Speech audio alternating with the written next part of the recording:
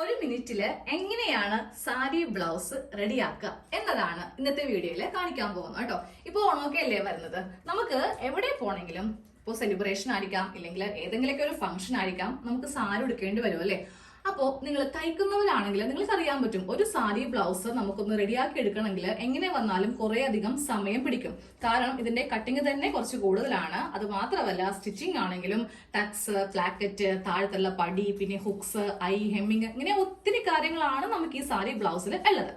ഇനി തയ്ക്കാത്തവരാണെങ്കിൽ നിങ്ങൾ എന്താ ചെയ്യുക, നേരെ തന്നെ അടുത്തുള്ള തയ്യക്കടയിൽ കൊണ്ടേ കൊടുക്കും. പക്ഷേ ഇപ്പോൾ സീസൺ ആണ്, തയ്യക്കടയിൽ കൊണ്ടേ കൊടുത്തിട്ടുണ്ടെങ്കിൽ അവരാരും ഇപ്പോൾ എടുക്കാനും പോകുന്നില്ല. കാരണം അവർക്ക് സമയം ഉണ്ടാവില്ലല്ലോ. പിന്നെ അത് മാത്രമല്ല അവരുടെ ഭയങ്കര വെയിറ്റ് നമ്മൾ കാണേണ്ടിയും വരും. അപ്പൊ ഇനി അതിന്റെ ഒന്നും ആവശ്യമില്ല. നിങ്ങൾക്ക് തന്നെ വീട്ടിൽ ഒരു തയ്യൽ മെഷീൻ ഉണ്ടെങ്കിൽ റെഡിയാക്കി എടുക്കാവുന്നതേ ഉള്ളൂ. വെറും 5 മിനിറ്റ് പോലും വേണ്ട കേട്ടോ. നമുക്കൊരു 1 മിനിറ്റ് ഒക്കെ ഉണ്ടെങ്കിൽ സംഭവം റെഡിയാക്കി എടുക്കാം.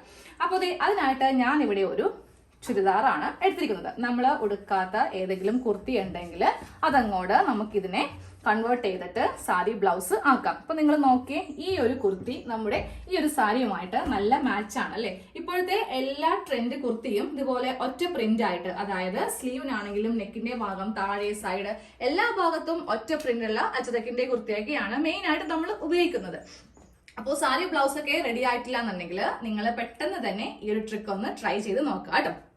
അപ്പോൾ നമുക്ക് ആദ്യമേ ചെയ്യേണ്ടത് നമ്മുടെ അളവിലുള്ള ഒരു അളവ് ബ്ലൗസ് എടുക്കുക കേട്ടോ. ഇതിന്റെ ലെങ്ത് ആണ് നമുക്ക് എടുക്കേണ്ടത്. നേരെ ഇതിന്റെ ബാക്ക് പാർട്ട് ഒന്ന് എടുക്കുക.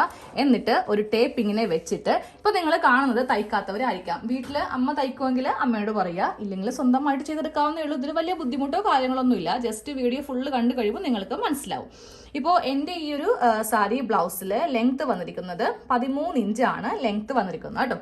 അപ്പോൾ അതൊന്ന് മനസ്സിലേക്ക് ഓർത്ത് വെച്ചേക്കാം. നിങ്ങൾ എടുക്കുമ്പോൾ നിങ്ങളുടെ അളവ് ബ്ലൗസിൽ നിന്ന് വേണം എടുക്കാൻ വേണ്ടിയിട്ട്.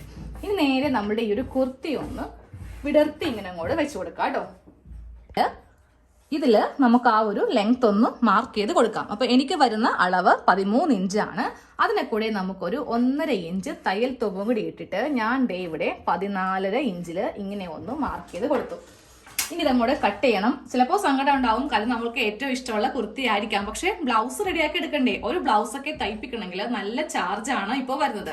അത് മാത്രമല്ല എവിടെ കൊണ്ടേ കൊടുത്തിട്ടും കാര്യമില്ല. ഇപ്പോൾ എല്ലായിടത്തും ഫുൾ ആയിട്ടുണ്ടാവും. തയ്ക്കടക്കാരൊക്കെ നല്ല ബിസി ആയിരിക്കാം. അപ്പോൾ നമുക്ക് ചെയ്യാൻ പറ്റിയൊരു ട്രിക്കാണിത്. അപ്പോൾ ഇവിടെ നിന്ന് അങ്ങോട്ടൊന്ന് കട്ട് ചെയ്യാം. ഇപ്പോൾ ഇത് ഇങ്ങനെ ഒന്ന് കട്ട് ചെയ്ത് മാറ്റിയിട്ടുണ്ട്. നമുക്ക് അടുത്ത സെക്ഷനിലേക്ക് പോവാം കേട്ടോ. അതായത് സ്ലീവ്. എങ്ങനെ വന്നാലും ബ്ലൗസിന് നമുക്ക് ഇത്രയധികം ലെങ്ത് ആവശ്യമില്ല. നമ്മുടെ ഈ ഒരു എൽബോന്റെ ഭാഗം വരെ ലെങ്ത് മതി. അപ്പൊ എനിക്ക് വരുന്നത് 12 ഇഞ്ചാണ് കേട്ടോ. ഇതിപ്പോ ടോട്ടലായിട്ട് നമുക്കിതിന് 16 ഇഞ്ച് ലെങ്ത് ഉണ്ട്. അപ്പോൾ അത് ബോറായിരിക്കും. സാരി ബ്ലൗസ് എന്ന് പറയുമ്പോൾ അത്രയധികം സ്ലീവിന് ലെങ്ത് വേണ്ട.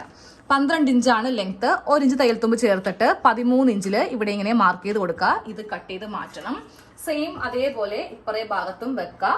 12 പ്ലസ് 1 ഇഞ്ച് തയ്യൽ തുമ്പ് കൊടുക്കുമ്പോൾ 13 ഇഞ്ച് ഇങ്ങനെ ഒന്ന് മാർക്ക് ചെയ്തിട്ടുണ്ട്. എന്നിട്ട് ഇതങ്ങോട്ട് കട്ട് ചെയ്ത് മാറ്റി. എന്നാലേ നമുക്കിത് ബ്ലൗസ് ആവത്തുള്ളൂ. ഓക്കെ, ഇനി അത് തയ്ക്കുന്നത് എങ്ങനെയാണെന്ന് നമുക്ക് പിന്നീട് നോക്കാം. ഇനി അടുത്ത സെക്ഷൻ ടക്സ് ആണ്. അപ്പൊ നേരെ ഇതിന്റെ ഉള്ളുഭാഗം എടുക്കുകയും വേണം. ഇതിന്റെ ഫ്രണ്ട് നെക്ക് ഫ്രണ്ടില് വരുത്തുകയും വേണം. ഞാനപ്പോ ഫ്രണ്ട് ഭാഗം ഇങ്ങനെ അങ്ങോട്ട് വെച്ച് കൊടുത്തിട്ടുണ്ട്. 2 നെക്കും ഒരുപോലെയാണ് കേട്ടോ. അത്യാവശ്യം ഡീപ്പായിട്ടുള്ള നെക്കാണ് ചെയ്തിരിക്കുന്നത്. ഇനി നമുക്കിതിൽ ചെയ്യേണ്ടത് നേരെ ഇതിന്റെ സെന്റർ ഒന്ന് കണ്ടുപിടിക്കണം. അതെങ്ങനെയാണെന്ന് അറിയോ? ഫസ്റ്റ് ഇവിടത്തെ സ്റ്റിച്ചിന്റെ ഇവിടെ മാർക്ക് ചെയ്ത് കൊടുക്കുക. അത് കഴിയുമ്പോൾ ഇവിടത്തെ സ്റ്റിച്ച് മാർക്ക് ചെയ്യാം. എന്നിട്ട് നേരെ ടേപ്പ് എടുക്കുക. ടേപ്പ് എടുത്തിട്ട് ഇവ തമ്മിലൊന്ന് അളക്കുക. ഇതിപ്പോ ടോട്ടലായിട്ട് 18 ആണ് വന്നിരിക്കുന്നത്. അപ്പൊ 18ന്റെ നേർ പകുതി എത്ര ഇഞ്ചാ? 9 ഇഞ്ച്. ഇതാണ് നമ്മളുടെ സെന്റർ ഭാഗം. ഈ സെന്റർ ഭാഗത്ത് നിന്ന് നേരെ ഇങ്ങനെ ഒരു ലൈൻ താഴത്തേക്കൊന്ന് കൊടുക്കുക കേട്ടോ. ഇതെല്ലാം നമ്മൾ ഉള്ളുഭാഗത്താണ് ചെയ്യുന്നത്. ഇനി ഇതില് ടക്സ് ഇടുന്നത് എങ്ങനെയാണെന്ന് കാണിച്ചു തരാം. 40 സൈസ് ഒക്കെ ആണെങ്കിൽ നമുക്ക് ഈ ഒരു സെന്ററിൽ നിന്ന് ഇങ്ങോട്ടേക്ക് 4 ഇഞ്ച് വേണം എടുക്കാൻ വേണ്ടിയിട്ട്. ഇങ്ങോട്ട് 4, ഇങ്ങോട്ട് 4. ഒരു 36, 38 ഒക്കെ ആണെങ്കിൽ നമുക്ക് 3.5 ഇഞ്ച് മതി. 32 ആണ് നിങ്ങളുടെ ചെസ്റ്റ് സൈസ് എങ്കിൽ 3 മതി. ഓക്കെ, അപ്പോൾ ഞാൻ 36ന്റെ ആണ് ചെയ്യാൻ പോകുന്നത്. അതുകൊണ്ടിട്ട് 3.5 ഇഞ്ചിൽ മാർക്ക് ചെയ്തു. അത് കഴിയുമ്പോൾ ഇവിടെയും 3.5 ഇഞ്ചിൽ മാർക്ക് ചെയ്യാം.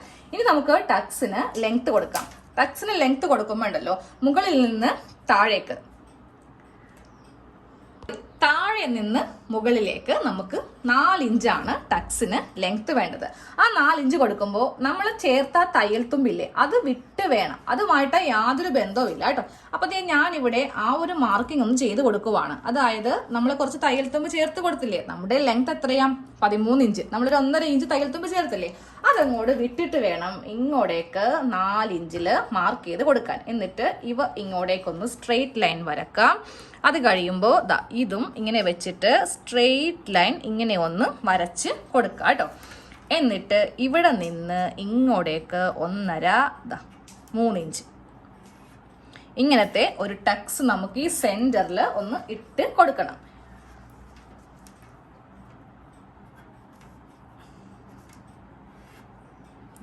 ഇതുപോലത്തെ ഒരു ടക്സ് ആണ് നമ്മൾ സെന്ററിൽ കൊടുക്കാൻ പോകുന്നത് കേട്ടോ.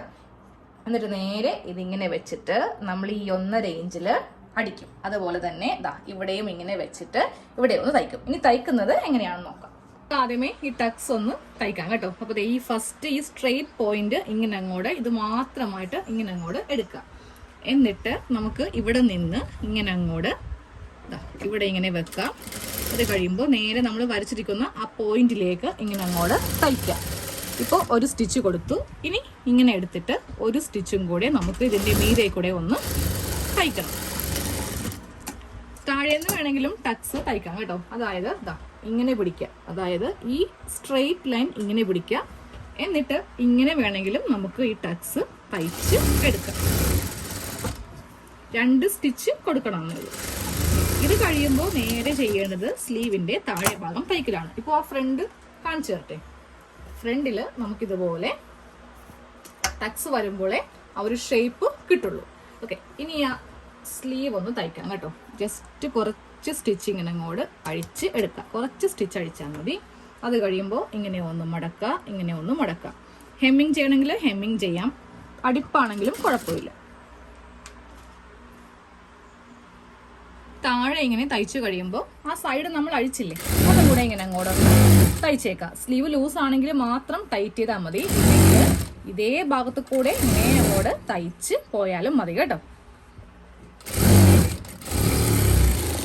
സ്ലീവിന്റെ കാര്യം ചെയ്ത് കഴിഞ്ഞു. ഇങ്ങനെ അങ്ങോട്ട് ചെയ്ത് കഴിഞ്ഞിട്ടുണ്ട്. ഇനി നമുക്ക് ഇതിന്റെ താഴെ ഒന്ന് തയ്ക്കണം. അപ്പോൾ ഈ ഭാഗത്ത് 1.5 ഇഞ്ച് കൊടുത്തിട്ടുണ്ട്. അപ്പോൾ ആദ്യമേ 1/2 ഇഞ്ച് വെച്ചിട്ട് ഇങ്ങനെ ഒരു സ്റ്റിച്ച് കേട്ടോ.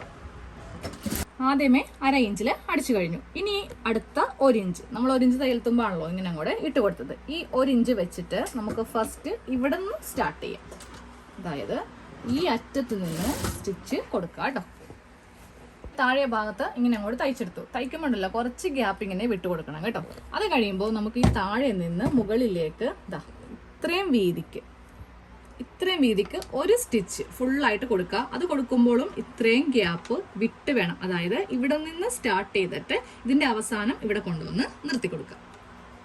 ഇങ്ങനെ അങ്ങോട്ട് തയ്ച്ചെടുത്തിട്ടുണ്ട്. ഇവിടെ നോക്കിയേ ഗ്യാപ്പ് ഇങ്ങനെ അങ്ങോട്ട് വിട്ടു കൊടുത്തിട്ടുണ്ട്. ഇനി നമുക്ക് വേണ്ടത് എന്താണെന്ന് അറിയോ? ഇലാസ്റ്റിക്.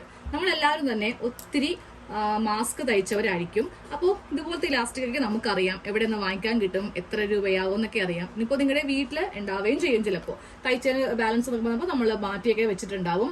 ഇതിങ്ങനെ എടുക്കാം കേട്ടോ. ഈ ഭാഗത്ത് ഒരു 2 ഇഞ്ച് വെക്കുക, ഇവിടെയും ഒരു 2 ഇഞ്ച് വെക്കുക. എന്നിട്ട് നമുക്ക് ഇത് കയറ്റേണ്ട ആ ഒരു ഗ്യാപ്പ് എന്ന് പറയുന്നത് ഇതിന്റെ ഈ സെന്റർ ഭാഗത്താണ്. ഇവിടെയും അല്ല താഴ്ത്തുമല്ല, ഈ സെന്ററിൽ കൂടെ ഇങ്ങനെ അങ്ങോട്ട് വെച്ചിട്ട് നമുക്കിതങ്ങോട്ട് കടത്തി കൊടുക്കാം കേട്ടോ. എവിടെയാ നോക്കിയേ ഇലാസ്റ്റിക് വന്നിരിക്കുന്നത് ഈ ഭാഗത്ത്. നമ്മുടെ സാരി ബ്ലൗസ് റെഡി ആയിട്ടുണ്ട് കേട്ടോ.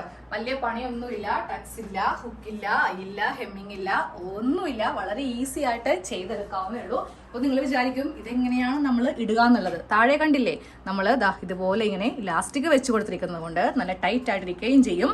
നമുക്ക് ബാക്കിൽ ഹുക്സ് ഒന്നും ഇല്ലെങ്കിലും ഇത് വളരെ ഈസി ആയിട്ട് ഇടാനും പറ്റും കേട്ടോ. അപ്പൊ ഞാനിത് ഡമ്മിയിലൊന്ന് ഇട്ട് കാണിച്ചു തരാം.